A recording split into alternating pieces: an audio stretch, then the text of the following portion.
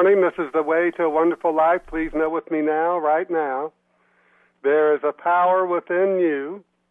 It is the Christ within you, and it can lift your life to its highest level. It can change illness into health. It can bring peace amidst turmoil. It can bring success out of failure and victory out of defeat. It can bring companionship and happiness out of loneliness. It responds to you.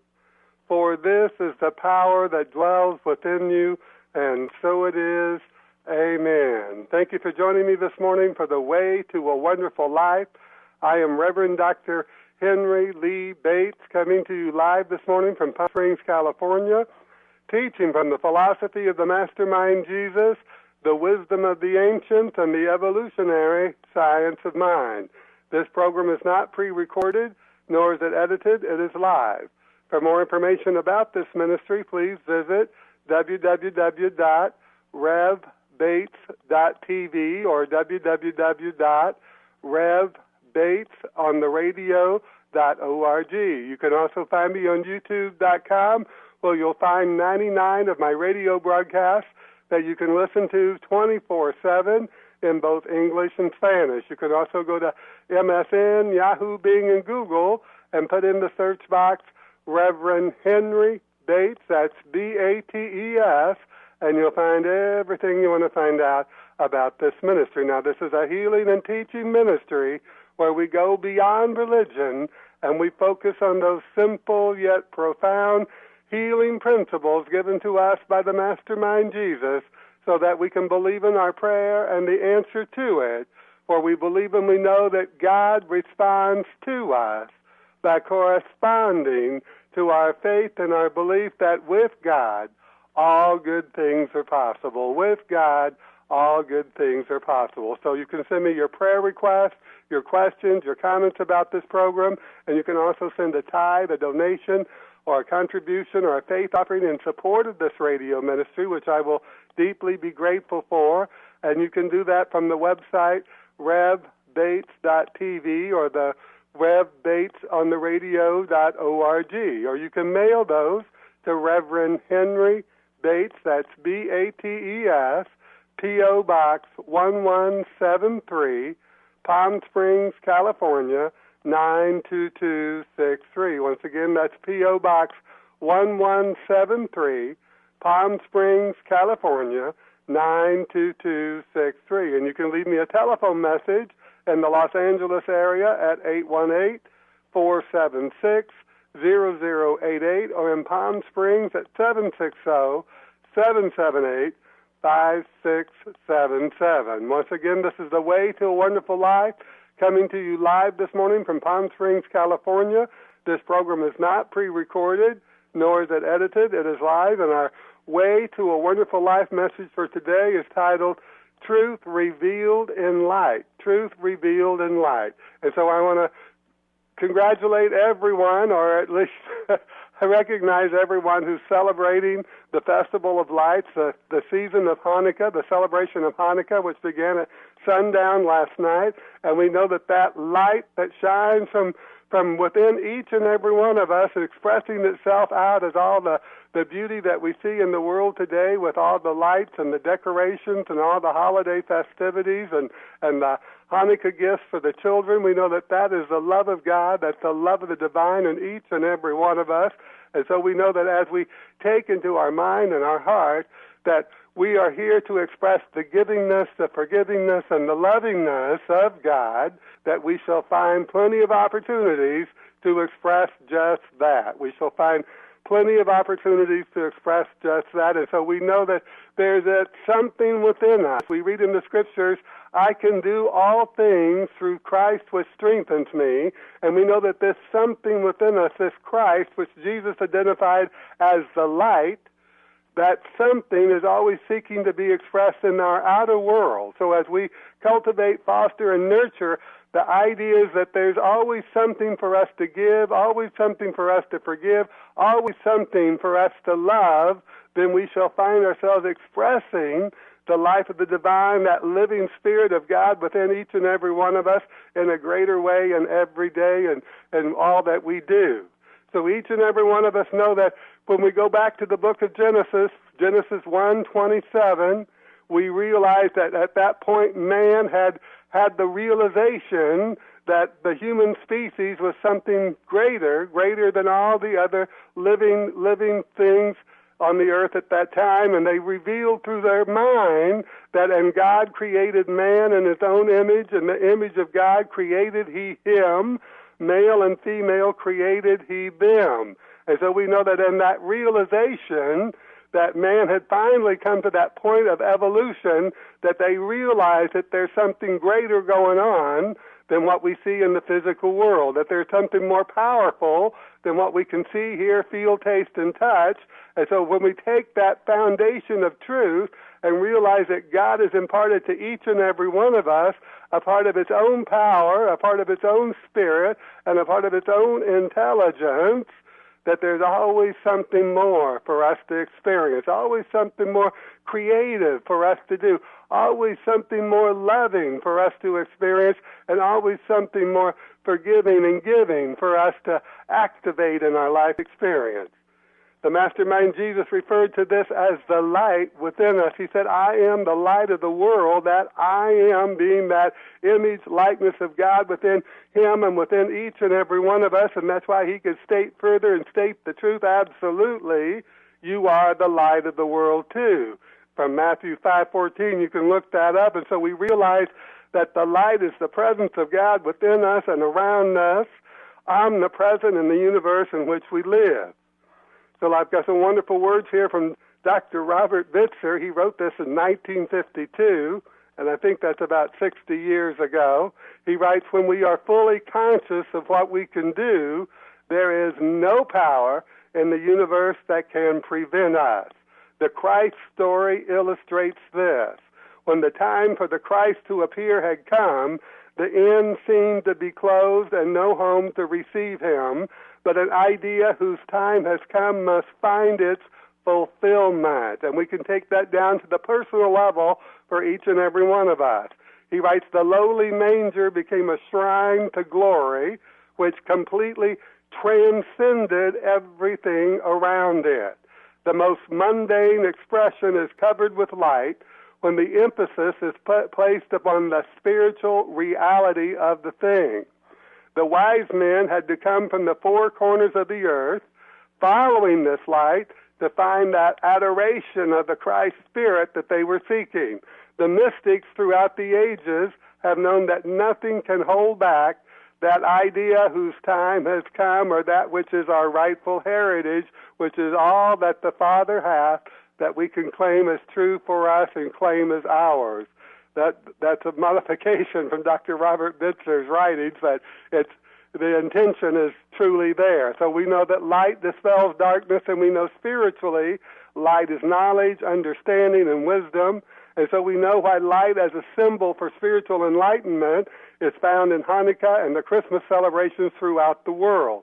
Light festivals have become more and more prominent in our contemporary culture as we evolve into an understanding that we don't want to be separated from each other by anything other than the realization, by anything, because we have that realization that in God we are all in the Spirit all the time together. In him we live and move and have our being, and so we know that in the Spirit we're all one, that the labels that the world has placed upon us based on religion, based on race, creed, color, sexual orientation, political affiliation, whatever it may be, nationality, is just the stuff of the world. But we know that in the Spirit, we're all in unity. We are all unified in the Spirit of God. We are all unified as living spirits, the living Spirit of God within each and every one of us, seeking to be expressed, as I stated before, as lovingness, givingness, and forgivingness. And as we take that truth, that absolute truth, that highest truth, within our own soul, heart, and mind, we shall find ourselves revealing more and more of the good every day in every way. Now, Jewish and Hindu people both celebrate a festival of lights, but for different reasons. And although there is a controversy surrounding the Maccabees, light festivals and the menorah continue to be prominent in Jewish culture. Various sects of the Christian faith also make use of lighting candles as part of the Christmas celebration.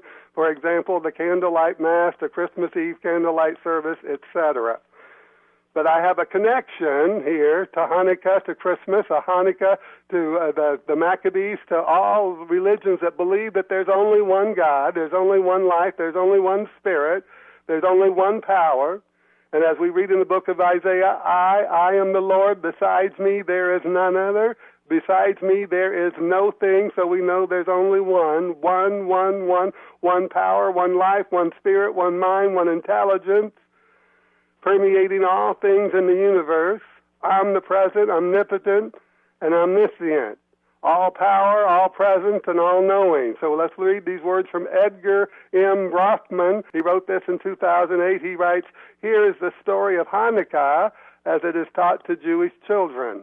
The Syrian king Antiochus demanded that the Jews in his dominion abandon their religion and worship the Greek gods.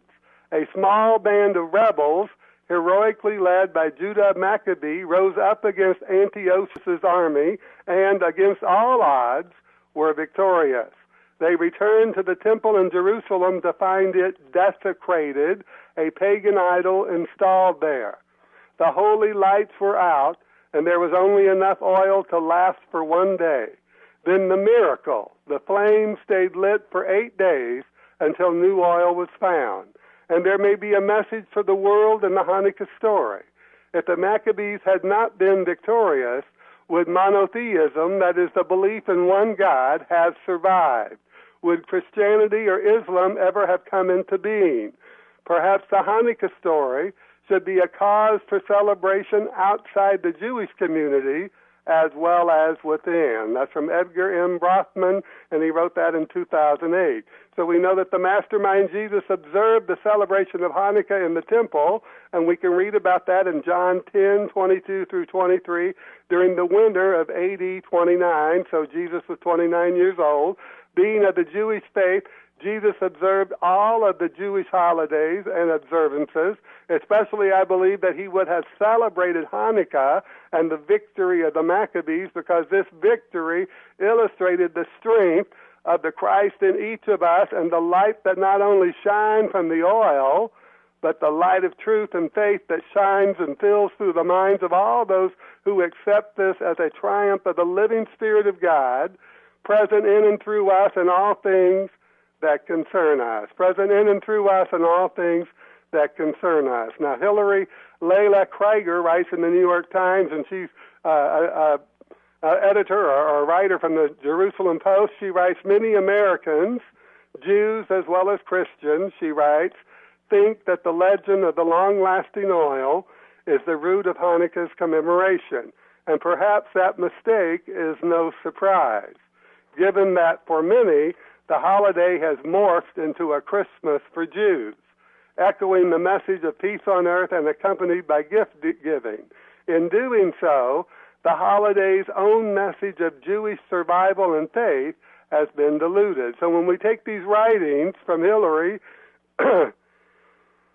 Leila Krieger and we combine it with Edgar Rothman and we combine it with the words of Dr. Robert Bitzer, we realize that this power of the Spirit, this light of truth, is always seeking to come through in a greater way, and that its survival as a faith and a belief that there's only one God brings our human experience into a more divine experience through that realization that this is all God working through all things to bring forth a greater good, a higher good, and bring forth a greater unification of all peoples in the world. It is this survival of faith, I suspect, is why the mastermind Jesus observed Hanukkah, and it is the survival of faith in one God that provided us with the pathway to a greater realization of the omnipresence, omnipotence, and omniscience of God, the all-presence, the all-power, and the all-intelligence of God. And our study of the Scriptures clearly show us that Jesus rejected religious dogma, but his faith, which had its foundation in Jewish history, was the triumphant element of his philosophy and teachings. And so we know that when we see this illustration of faith in the story of the Maccabees, and this illustration of faith and realizing that there's only one power, there's only one life, there's only one Spirit. And as Jesus said, we must worship the Father in spirit and in truth, for the Father is a Spirit, he tells us. We realize that this Spirit is working through all things through history to bring us into that greater realization. In the book of Genesis, we know scientifically that the earth was not formed at that point in time, but we do know that man's realization of his relationship with God, man's realization of the intelligence within him, the Spirit within him, the power within him through the Christ within him, came at that point in time. And so that began the history of intelligent human beings.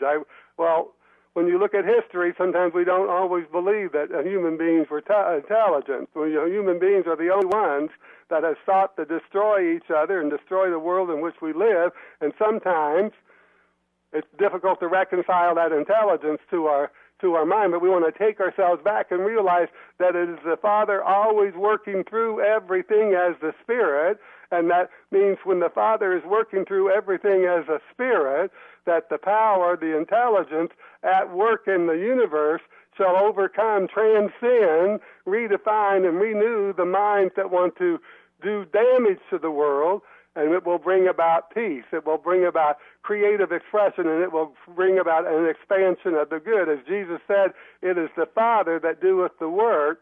So we're all just beholding the Spirit of God at work in the universe in which we live. And so if we let loose of all the anxiety and let loose of all the anger and let loose of all the stuff that tells us that something morbid is going on or something destructive is going on, we realize that our Creator has never stopped creating, and that as we allow our human mind to grasp the infinitude of creation in a greater way, the infinitude of the Spirit as it's individualized in every living thing, then we shall find ourselves coming together in a greater way in this world in which we live, and we will find evidence that right here, right where we are, there's a heaven right here on earth. So this time of celebration and participation in whatever events our particular spiritual or religious affiliations offer us is a good thing, but let's look beyond that and take the time to become reacquainted with what these annual celebrations mean to us. And for those who are so inclined to study the truth as it is woven through each of these holidays throughout history, each of us can find our own way of celebration and perhaps even find new ways in which to heighten our appreciation of this mystical time of year through the celebrations of Hanukkah and Christmas and New Year's Eve. We can light the candles, hang the lighted decorations, be conscious of the use of light around us, and to realize that this light is dispelling the darkness of human weakness with the light of truth, the revealing of the Christ within the world and within our own soul.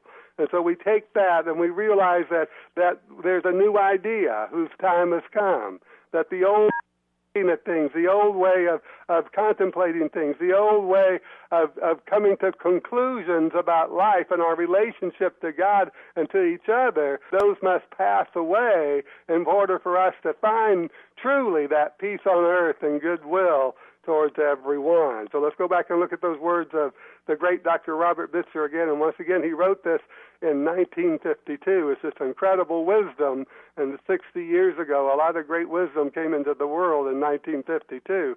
When we are fully conscious of what we can do, there is no power in the universe that can prevent us. The Christ story illustrates this, he writes. When the time for the Christ to appear had come, the end seemed to be closed and no home to receive him. But an idea whose time has come must find its fulfillment. The lowly manger became a shrine to glory, which completely transcended everything around it. The most mundane expression is covered with light when the emphasis is placed upon the spiritual reality. The wise men had to come from the four corners of the earth in adoration. The mystics throughout the ages have known that nothing can hold back that idea whose time has come and that result of our divine heritage. And so we realize that this event would never probably have happened, this realization would never have happened if it had not been for the Maccabees, if it had not been for the Maccabees standing up and standing steady and standing faithful to the truth that there's only one God, there's only one power, there's only one presence, there's only one intelligence, there's only one living spirit, infinitely individualized in us, as us, through us, and in all living things. And we know that we are a unique expression of God because God has created each and every one of us with a unique set of fingerprints. In other words, we have God's good seal of approval on each and every one of us. When we look at our fingerprints, we can realize that even with the billions of people on the earth, no one has the same set of fingerprints. That's how glorious, and that's how infinite, and that's how loving, and that's how giving the Spirit is, the Spirit of God is to each and every one of us, to create us so that we can all experience life uniquely, and that God, the living Spirit within us, can live in us, as us, and for us as we live in Him to the fullest and to the fullest capacity of lovingness and givingness and forgivingness. In Him we live and move and as have our being, and in us the living Spirit of God is seeking to express God in a greater way through us, as us, and for us. So let's go to those words of Edgar Brofman before we leave this program today. This was written in 2008. Here is a story of Hanukkah as it is taught to Jewish children. The Syrian king Antiochus demanded that the Jews in his dominion abandon their religion and worship the Greek gods. Can you imagine what would have happened if the Jews had done that? If they had given up this idea that there's only one God, that they had given up the truth that Isaiah had revealed, that there's only one Lord, that there's only one power, there's only one Spirit, there's only one intelligence, and that there's no power to oppose it. So a small band of rebels, heroically led by Judah Maccabee, rose up against Antiochus' army and against all odds were victorious. They returned to the temple in Jerusalem to find it desecrated, a pagan idol installed there. The holy lights were out, and there was only enough oil to last for one day. Then the miracle, the flame stayed lit for 8 days until new oil was found. And there may be a message, he writes, for the world in the Hanukkah story. If the Maccabees had not been victorious, would monotheism have survived? Would Christianity or Islam ever have come into being? Perhaps the Hanukkah story should be cause for celebration for those outside the Jewish community as well as within, And so we know that as we take these ideas into our mind and we begin to expand upon them, and we begin to realize that the Spirit wants to bring us all into a greater unity, bring all of us into a greater sense of lovingness and a greater realization that there is only one God, there is only one power, there is only one life, that it is the Spirit and it is the living Spirit within each and every one of us. And Spirit is mind, so our intelligence, our thoughts, our conclusions, our evidence of faith, all that is based on the intelligence of the Spirit that we draw from. And as Jesus said, the Father is a Spirit, and we must worship Him in both spirit and in truth. The Father is a Spirit, so we must worship Him in spirit and in truth. And so we must take out the superstitions and take out the fairy tales and take out all that nonsense that separates us from God and from each other, and start realizing fully and completely that there is this one life, that this life is living in us, as us, and for us, and that all that we see in the world that is not of the good is just this life expression distorted, this life expression twisted into something that is not true, something that is false, something that is identified as real that is unreal. And so we realize that the only true life, the only true Spirit, the only true power is the power of love. It's the power of the Spirit as it seeks to bring a greater happiness, a greater joy, a greater peace, a greater harmony, a greater realization of the beauty within the world, the beauty within all people, and the beauty within our very own soul, that is God's good work for us today, for us to have that realization, for us to let it move through our mind, our heart, and our soul, to allow ourselves to contemplate it, to allow ourselves to dwell on it, to allow ourselves to take it into our mind as a truth and begin to accept it. And as we begin to accept the truth that there's only one power, and that power is a power of good, then we don't have to doubt those things that we do. We don't have to be concerned about the things in our life. We can realize always that as we accept that the healing of all things is revealed to us through this belief and this faith that there is only a power of good and everything else is the nothingness, as Isaiah would say, then we can realize that there's nothing to obstruct us, nothing to block us, nothing to stop us from having the good in our experience that we desire to have. Beyond the obstruction, always and forever, is the unobstruction, is the unobstructed, which is the power, the love, and the spirit, and the intelligence of God, always and in all things. So as we take those things into our mind, cultivate and foster that realization that we are a part of God, that we are part of the Spirit, because we are life. And as we read in the Scriptures, all things of the Spirit, life, and truth, all things of the Spirit, the intelligence, the power, all of it is available to us. Intelligently, we can come to this conclusion. Intelligently, we can unify together as a people. Intelligently, we can celebrate life in its fullest by taking away all the separations and all the things that the labels that confuse us and give us a false sense of being separate and apart from each other, and start realizing that living Spirit of God is not only within us, but is within all living things, that we are surrounded with the omnipresence, the presence of God in all things, closer to us than breathing, nearer than hands and feet, we read in the Scripture. And so we know that love and law of God working together in our life, following that example of Jesus, that as we sow, so shall we reap, we can realize that the law of attraction is a law that we can use to attract even a greater good, a greater love, a greater joy, a greater sense of community, and a greater sense that peace is unfolding on this planet Earth, right where we are. If we just allow ourselves to realize that it is always the Father, always the Creator, always our Maker, always the divine that's doing the perfect work in all things throughout history. And so we take that truth of the Maccabees, that realization that there's only one power, one life, one truth, one God, and that those Maccabees stood firm and steadfast in that faith and became victorious. We knew that realization of the monotheistic God, the one God, not the gods of the pagans, or the gods of the superstitious, or the gods of all the people that were looking outside themselves for something to do something for them, rather than looking within for that kingdom of heaven that Jesus talked about, that kingdom of God's power, intelligence, and spirit, the Christ within us. Then we realize that we have a great deal to be grateful for to those Maccabees who let that oil run its course. So once again, let's realize that we are the light of the world, as the mystical Jesus declared, and this light can never be extinguished, for it is a part of that eternal light of the presence of God, always and forever expressing itself through life, world without end. It is intelligence, power, and life. It is our guiding light, directing us always to that which is for our highest and greatest good.